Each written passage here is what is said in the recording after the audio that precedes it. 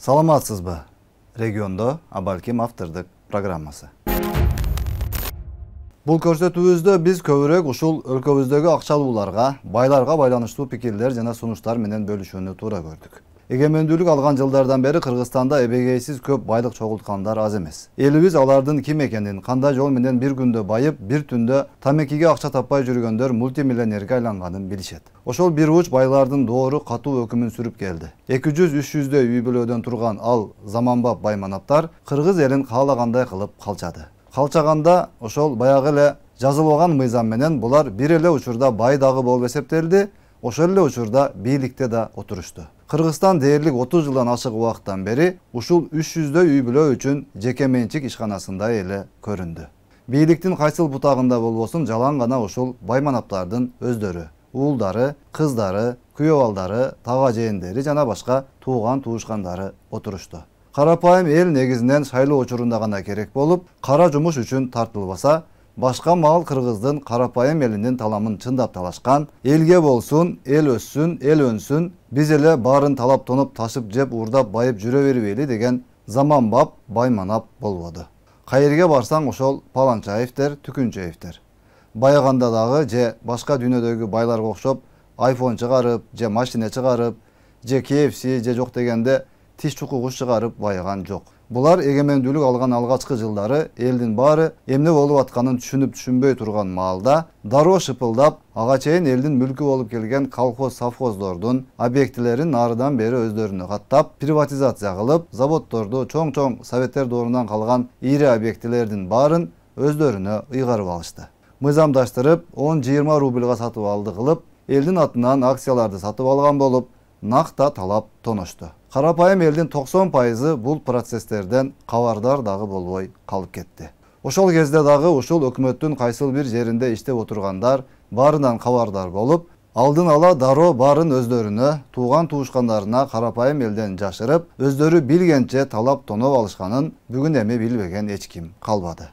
Кийин эле ошол колхоздо жүргөн бухгалтер, раис, райком, пайкомдору бүт жаңы Кыргызстандын жаңы байлары болуп чыга келишти. Анан ошондон баштап байыган бул бир уч топ Кыргызстанды каалагандай калчап, кааласа депутат болуп, кааласа министр болуп, кааласа дагы башка бизнестерин жасап, өздөрүнчө бир элитага айланды да калды. Ачындап келгенде булар элита эмес, бизнес кылып байыган бизнесмен эмес, накта кыргыздын мүлкүн куйтуланып, талап тоноп алган, пысмыйып элден жашырып, аукцион өттү, ачык сатып алуу болду деп алдап, элдин ырыскысын арам жол менен өздөрүнө ыйгарып алган накта уурулар гана болгонун кыргыз эли бир аз кечирээк түшүнүп калды окшойт.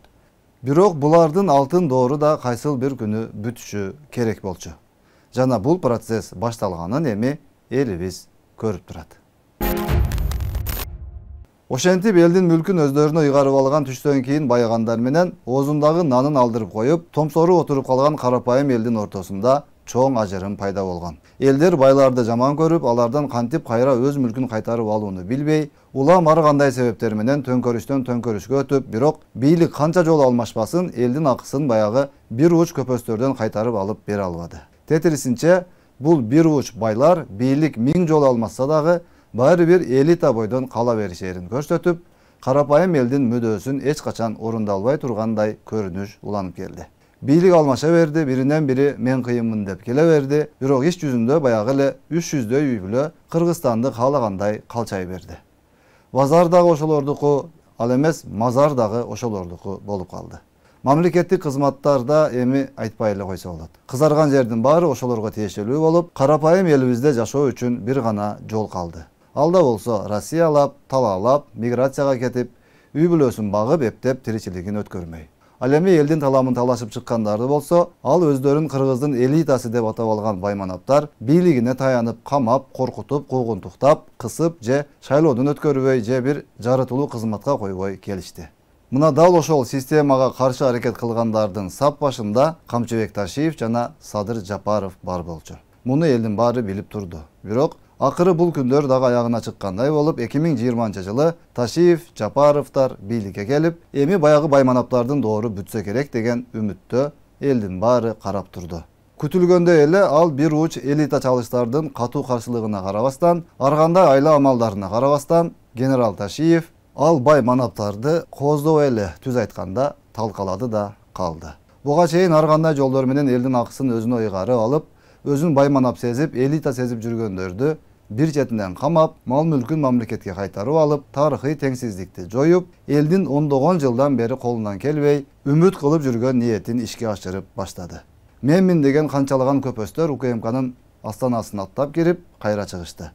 УКМКга бай манап болуп кирип, жөнөкөй эле адам болуп чыккандары аз эмес жана албетте карапайым элди бул көрүнүш кубандырбай койбойт. Анткени эли журт ушул элдин эсебинен байыгандарды качан ким чыгып, кайра элдин мүлкүн элге кайтарып берет болду экен деп күтүп жатканы чындык болчу. Арам жолдор менен байыгандардын доору бүтүп баратканы бүгүн Кыргызстан элин гана эмес, коңшу өлкөлөрдүн дагы жашоочуларын суктандырып турган учуру. Ошол бай манаптардан кайтарып алынган элдин акысына баарыбыз көрүп турган мектептер, балдар бакчалары, жолдор, стадиондор, ооруканалар, үйлөр, аэропорттор жана башка курулуштар курулуп, айлык майыналар, социалдык төлөмдөр көбөйтүлүп бериле баштады. Кумтөр баш болгон канчалаган акчалуу жерлер бүгүн эми кайсыл бир ууру кесектердин эмес, накта Кыргыз элинин байлыгы болуп кайра катталып отурат. Бирок кызыгы Садыр Жапаров менен Камчыбек Ташиевдин ушул саясатына дагы каршы чыгып, тетири сүйлөгөндөрдүн бар болуп жатканы. Мейли эми бай манаптарды алардын тууган уруктарынга туура түшүнсөк болот. Алар эми басып жаткан байлыгынан ажырап, ичи күйүп өлүп атканы турган сөз. А бирок алардын таламын талашып, тетири сүйлөп жаткан кээ бир карапайым эле адамдарга таң каласың. Өзү ушул бай манаптардын айынан итке минип калган араң жашоосун кечирет дагы, анан ошол бай манаптарды талкалап, мүлкүн элге кайтарып алып берип жатса, сүйүнүп, колдоп, кубаттагандын ордуна нааразы болуп, ойду тоону сүйлөп жатканына таң каласың. Боорукер элбиз десе берилип кетип, ошол сиздин эсебиңизден бай манапка айланган, сизге сөөгү ыргытып коюп, өзү этин жеп жыргап жашап келгендердин таламын талашканыңыз, бул сиздин өзүңүзгө өзүңүз душман экениңизден кабар бербейби? Эми урматтуу байларыбызга дагы бир эки ооз сөз. Бул эми албетте өз мээнети менен тыйынды тыйынга уруп, күнү түнү эмгек кылып акча таап, элдин мүлкүн прихватизация кылып албастан, коррупцияны очойто жасап албастан, адал бизнес жолу менен байыгандарга тиешеси жок. Бул жанагы ууру байларга карата айтылган сөз. Сиздер Кыргыз элинин мал мүлкүн уурдап, талап тоноп, алдап, өзүңөргө ыйгарып алып, бай манапка айланган бир ууч гана топ болуп, ушунча жыл жыргап жашадыңар. Туура, көпчүлүгүңөрдү УКМК кызматкерлери уурдаган мүлкүңөрдү кайра элге, мамлекетке кайтарып жатат. Жакшы айтып, жаман айтып дагы бул процесстер жүрүп жатканын элдин баары көрүп турат. Эми сиздер дагы ар кайсыл активистмин деген интернеттеги бекерчилерге акча төлөп, бир болбогон калп маалыматтарды чыгартып, элди акмак кылып ойногонду токтотсоңуздар да өзүңүздөргө жакшы болмок. Бириң кайдагы бир аферист Болот Темировго ишенип, бириң дагы бир бекерчи Лейла Саралаева дегенге ишенип, дагы бириң Тилекмат Куреновго ишенип, дагы бир эки ошого окшогон адамдарга ишенип, акчаңарды которуп, тымызын акча жагынан колдоо көрсөтүп, бириң Испанияда жатып алып, бириң Дубайда жатып алып, башка бирөөңөр Кыргызстанда эле отуруп алып, ар кайсыл жолдор менен тымызын Жапаров менен Ташиевге каршы иштеп жатканыңарды эч ким билбейт деп ойлойт окшойсуңар. Эгер сиздердин уурулук менен тапкан байлыгыңарды элге кайтарып берген болсо, ал дагы сиздерге аздык кылып жаткан болсо, акчаңар дагы эле көптүк кылып, революция кылганга, элдин башын айлантканга акчаңар жетиштүү болуп жаткан болсо, демек сиздерге карата кайрадан мурдагысынан көрө каталдыраак чара көрүүгө туура келип калат турбайбы? Силердин мыйзамсыз топтогон байлыгыңарды эч ким көтөрүп кетип калып жаткан жок. Ал мүлктөр элдин эсебине өтүп, мамлекетке кайтарылып гана жатат. Канча жылдан бери билгениңерди кылып, каалагандай жашадыңар. Эми элдин мүлкүн элге кайтарып берип, калган жашооңорду уланта берсеңер болмок. Же эмне, силер гана жакшы жашашыңар керек дагы, калган эл жакшы жашаса болбойбу? Силер эле жылуу жумшак үйдө жатышыңар керек дагы, калган адамдар бир комната үйгө зар болуп, талаалап жүрө бериши керек беле? Силер ар аптада жылкы союп, арак шарап ичип жатышыңар керек эле дагы, калган кыргыз эли таманы жарылганча иштеп, үйүнө балдарына 1 килограмм эт көтөрүп келе албай, тишинин кирин соруп жатышы керек беле? Силер балдарыңарды Европалап, Америкалап окутушуңар керек эле дагы, калган элдин балдары мамлекеттин бир партада 8 окуучу отурган класстарында отуруп, сабак окушу керек беле? Силердин уул кыздарыңар мамлекеттин каалаган кызматында иштеп, эч кимди көзгө илбей акчасын түнкү клубтарга чачып, Дубай, Анталия, Египет кылып дүйнө кыдырып жүрүшү керек эле дагы. Калган кыргыз элинин балдары чет жакта бирөөнүн мусорун тазалап, же курулушун кылып, жылдап ата-энесинен үй бүлөсүнөн ажырап жүрө бериши керек беле. Эми канча болсо дагы жетишер.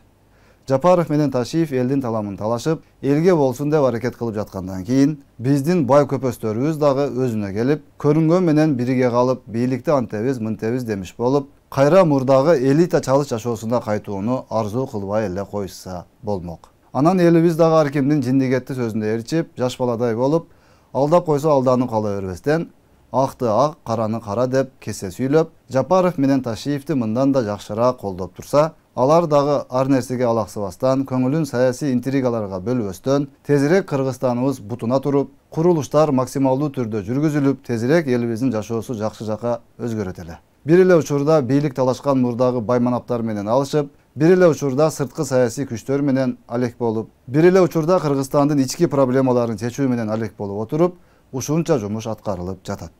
А эгер элибиз бир муштумга биригип, ушак айың интригаларга алагды болбой турса, жумуш алда канча жеңилирээк жана батыраак болуп, тезирээк үйү жок мекендештерибиз үйлүү болуп, айлыгы аздардын айлыгы көтөрүлүп, спорт, маданият, бизнес, илим, билим, саламаттыкты сактоо сыяктуу, коопсуздук сыяктуу бардык тармактар мындан да тезирээк реформаланып, күчтөнүп алмакпыз да. Эми жакшы сөз менен айтып, алганын кайра кайтартып, кайра өзүн камактан чыгарып, аягандын дагы чеги болор. Эгер бул мамиле дагы жоктон байыган ушул бир уч топко жакпай жаткан болсо, анда албетте генерал Ташиев мындан да катаал, мындан да башкача мамиле кылганга мажбур болору талашсыз. Ал эми элибиз болсо баарын туура түшүнүп, колдоого алып жатканы жетиштүү. Саламатта калыңыз.